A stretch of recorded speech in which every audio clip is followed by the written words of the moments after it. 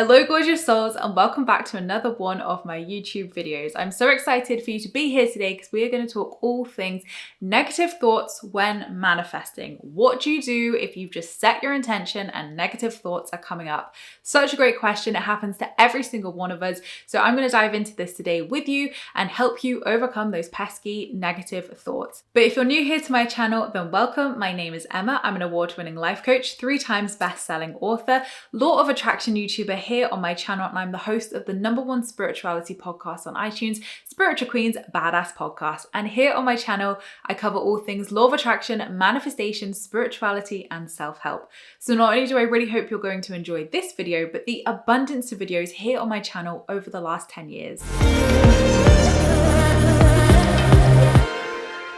So then, why do we get those negative thoughts that come up or negative emotions come up when we set our desires? So today I'm going to be focusing on the second step in the manifestation process of belief. So my full 5-step process that feature in all of my books are here on my channel. So you can go and dive into those different steps if you want to learn what goes into each step specifically and more information on them. But essentially what happens is we set our intentions, which is the first step of ask. So we put our desires, our intentions out there into the universe. And then what happens is we shift into the second step of believe. So I believe that this step really conspires or, comes down to knowing that yes, you are worthy and deserving of your desire. Yes, that you can manifest it.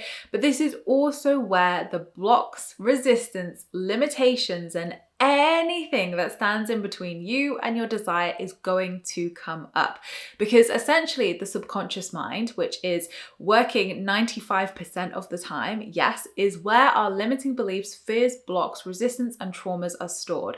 So essentially we are operating from that subconscious mind 95% of the time. So everything in your life, here now we're using 5% of our mind in the conscious term, but 95% of the time our subconscious mind is at work. It's impacting our relationships, our behaviors, how we feel, our manifestations. So for instance, if you wanted to manifest a relationship into your life but you didn't feel worthy, then guess what energy is going to be overruling everything? That belief of feeling not worthy. So what tends to happen is the inner critic, the ego, tends to pipe up and be like, well, who are you to do that? You can't manifest that money. Don't be so ridiculous. Why would you manifest that? We all know what that internal chatter sounds like, right? I actually believe the inner critic and ego is our inner child, and all it is doing is trying to keep us safe. So a lot of the time we want to bash the ego, we want to, quieten it down, we want to suppress it, but what we resist persists. So by doing that, you're only ever making that voice louder. And honestly, you've probably already tried that. It's probably not worked so far. This is what I used to do before I knew about inner child work, or what the subconscious mind and the inner critic really was and what it was trying to do. So essentially, the reason why these negative thoughts come up and these pesky thoughts and doubts and whatever come up is because it's trying to protect us. It's the subconscious mind's way of protecting us from, we see that abundance as this perceived threat of, oh my gosh, if I manifest that relationship, well, bad things happened before in a previous relationship. So, oh my gosh, you don't want that. So we're going to keep that as well away from you as possible. And that's why you then create that resistance. Those beliefs are created and you actually end up keeping that desire as far away from you as possible because it doesn't feel safe to the body, to the nervous system, to the subconscious mind, that inner child, to receive that desire. So when we see that our subconscious mind, our inner child, is only ever trying to keep us safe, the best way to combat these thoughts and these beliefs when they come up and the doubt is by talking to it. So the next time it happens, maybe you're setting an intention and you feel that doubt or that worry or, who are you to do that? You're never going to achieve that. That's not possible. Whenever those thoughts come up, I want you to talk to them and I want you to say, hey, how are you feeling today? I noticed that you're worried that, we're not going to be able to achieve this, but actually, there's real tangible evidence that people can manifest those things because I've seen them do it. So if it's possible for them, it's possible for me to do that through the law of oneness. But Equally, what are you scared of? What's going on? Talk to me. And just by having that awareness and having that internal dialogue, I promise you the power instantly goes. And I always remember this powerful example of this, of I was trying to manifest something years ago, before I knew about inner child work. So I was walking around the supermarket feeling more and more frustrated that no matter what I did, this voice, this belief was getting louder and louder and louder. And I was like, why is nothing working? I'm trying to reframe it into a positive. I'm trying to push it down and focus on all the positives. What is happening? And I honestly felt like I was there was something wrong with me, because how could that work for everybody else but not for me? So in the end, I got so frustrated that when I got home, I just sat on the bed and was like, what is up? What is wrong with you? Why are you repeatedly, blasting this, negativity in my mind? What is happening here? And this little voice said, I'm scared. And I was like, oh, okay, who's that? And obviously I realized that was my inner child and started working with my inner child. And as soon as I witnessed and spoke to that belief, the power instantly went. I didn't feel charged by it anymore. It wasn't on repeat. It instantly went. But every time I was resisting it, every time I was trying to just push it down, that's where the problems came. So remember, what you feel, you heal. Feeling is healing, and we have to honor and process our emotions and feelings to be able to release them, for them to move through us. So those negative thoughts that are coming up are important because they're messages from the soul of where work may need to be done. So how do we work on that then? That's why they come up. That's why we have them. And essentially they're coming up as a form of protection, but also for you to be able to clear them so that you can move through to the third, fourth, and fifth step and finally manifest your desire. So how do you work on negative thoughts when it comes to manifesting then? So first of all, you need to identify where it is in your body. And there's a whole process for this that I have in Hurt, Healing, Healed, my book, which is my best-selling book that has been named as top manifestation book by Glamour, and literally is exactly for this video of releasing limiting beliefs, fears, and blocks to supercharge your desires. And you can get this book from anywhere that books are sold worldwide. So that book right there is literally designed to be your coach, be your guide, to help you identify and release those limiting beliefs, fears, blocks, resistance beliefs, traumas, whatever, in a safe way with the tools and guidance in the book. So if you do want something a little bit more thorough to help you with that, that is the book for you. But essentially, a great way to identify it straight up is by closing your eyes with me now and just taking a deep breath in. And on the exhale, just releasing any stress or any tension from your day so far. And I want you, through your mind's eye, with your eyes closed now, to see your manifestation, to think about it, to visualize it, to feel it in all of its form. And I'm now going to say something to you, and I want you to identify where in your body you feel this. Your manifestation is not going to happen. And just notice where you feel that in your body. Did you feel a sensation, a heat? Fire, maybe energy, frustration? Did you feel an emotion anywhere? Identify where in your body you feel that.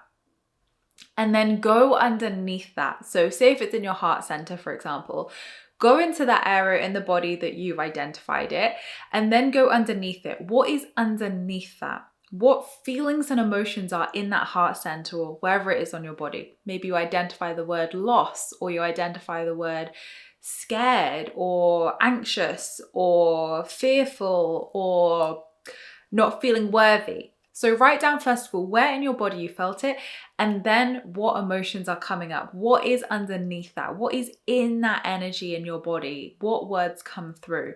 So now you have the words and where the energy is, you can start to work with that. So if it was in the heart center, for example, it's probably in the heart chakra, and you can work with the heart chakra. Again, all tools in the book, even if it's in an elbow or a random place which isn't one of the 7 major chakras, it doesn't matter where it is in your body, you can work with it and the tools are going to help you do just that.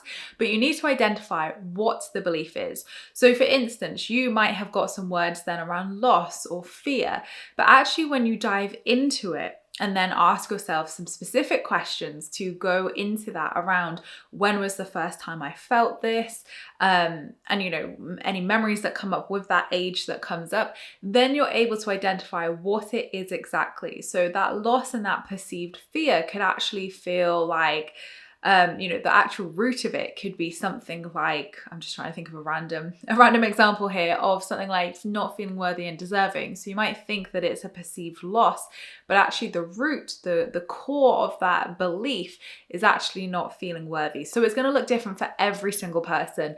Not everybody watching this video is going to have the same beliefs. We all have limiting beliefs, fears, and blocks. We all do. And we all process them differently and have different roots and different emotions. So that's why it's really important to use things like Hurt, Healing, Healed to help you identify your specific blocks and what is underneath what is coming up for you. Now, I'm not the worst manifestation teacher ever. Your manifestations will happen, but I just say that because it gets you to identify where that fear is. It helps you to go into that mode of, oh, it's not going to happen. Okay, where am I feeling that? So your manifestations will happen, but we just need to get through these pesky thoughts that come up, those negative thoughts, to move through into the trust, let go, and receive step of the manifestation process. And some other great ways that you can start to work on any negative thoughts, patterns, or beliefs that you've identified is through tools and modalities like EFT, for example, tapping, emotional freedom technique. Brad Yates has an incredible channel here on YouTube that you can obviously tap on specific things like not feeling worthy or anger or fear, like actual specific emotions. EFT in itself is hugely powerful and a great place that I would recommend to start. Journaling is another fantastic place to start. If you're in my manifestation membership, we do journaling prompts every month. There's journaling prompts in the book as well in every single chapter. So journaling is a great way to dive into your emotions and your feelings and the things that are arising even more. Meditation is another fantastic way to release them with certain meditations. I have a releasing blocks meditation here on my channel, so I will link that below for you. Subliminals as well is another great way to rewire the subconscious mind and release those limiting beliefs. So again, I've got all my subliminals here on my channel that you can listen to, but you can listen to specific ones for releasing blocks. And again, I'll put my one below for that. So there are lots of ways that you can work with the subconscious mind, but I think a good variety of all those things are needed because again, with the healing work, with rewiring our thoughts and those negative thoughts specifically, it is a mind, body, spirit experience. So it's not just about the mind, it's releasing those from your body and from your energy as well. So it's about doing a whole mixture of things, whether it's cognitive practices like journaling or EFT, practical things. EFT again is obviously body focused, and then meditation, for example, is great as a spiritual practice. So working on all three layers and levels is important. And again, Hurt, Healing, Healed gives you all of that information and so much more. I know I'm mentioning it a lot, but it literally is the ultimate guide to do just this. So I would highly recommend having a look at it, and you can look at the reviews on Amazon as well to see if it's the right book for you. But ultimately it is the ultimate guide to doing just that. But I hope this video has helped and given you a little taster into how you can start working with those negative thoughts that are arising and what they are, because they actually are serving us. They are getting us closer to our desires. We just need to release them. So thank you so much, gorgeous souls, for watching. I appreciate all your views and likes. Don't forget to subscribe if you're new here, because I would love to see you again soon. Don't forget to leave me a comment in the comments box down below because I replied to them all. And don't forget, you can also join my free Law of Attraction support group over on Facebook, where you can join myself and other like-minded souls where we talk all things Law of Attraction and spirituality. I hope you have a fantastic week, whatever you're up to, and I'll see you all in my next YouTube video, which will be next week. Lots of love.